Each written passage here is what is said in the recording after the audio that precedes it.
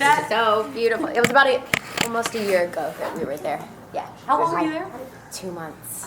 Wow. I know. We kind of got like a little bit of island fever after like the last week we're like, all right, we need to get home. But it was amazing. I mean, it's destination, like it was on my bucket list place to visit.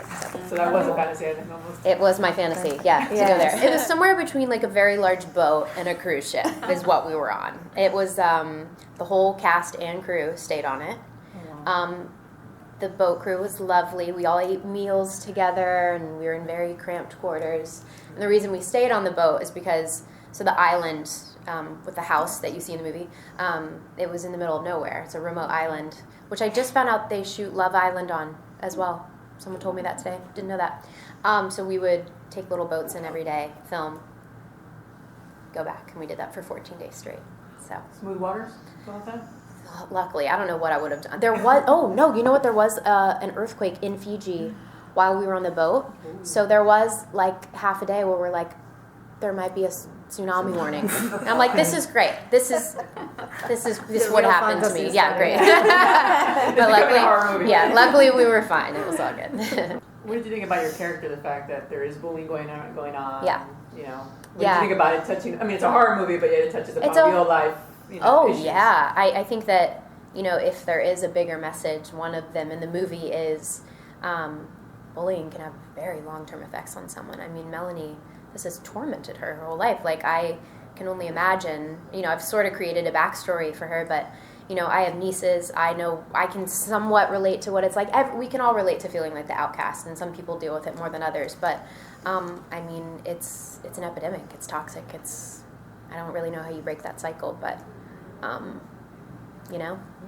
Now the through line is, be careful what you ask for. Uh-huh. So as far as acting, has there been kind of like on the negative side, like, because a lot of fantasies for people is becoming a successful actor, actress. Right. So anything, be careful what you, any negative about being an actress? Mm-hmm. Yeah, because you've had a lot of success. Yeah. Rather quickly. I mean, yeah, but people only see the good stuff. Yeah. People only see the good stuff, and I got into it young. Like, I've been working since I was 15, but I'm kind of grateful because I feel like if I would have gotten into it when I was older, I would have known everything that comes along with it. And most of it's good. Don't get me wrong. 95% of it is amazing, but it's brutal. Rejection isn't fun. It makes you question your self-worth every day. But you learn to deal with it, and then you add social media into it, and then trying to keep up with that whole game, which it is kind of a game of okay, when is enough? I don't know. At some point you just have to set boundaries, but everything is not as it seems. Most people, once they, especially with my family, when they find out what actually goes into, they're like, what do you mean you're still at work? You've been there for 16 hours. I'm like, yeah, I know. So there's just, it's not all glitz and glamour, that's for sure. But it's fun, and it's worth it, and it's rewarding. Well, a part of your brain is still asleep, but a part of you is awake. And I don't know what the scientific reasoning is for it, but there's a whole documentary about it called Nightmare, I think, on Netflix, that says it's like a paranormal thing, and it's, don't watch. If you deal with it, don't watch it. I made that mistake. Yeah. Don't watch Amityville Horror.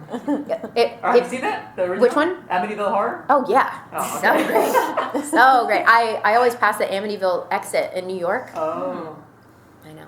I'm into all of this stuff.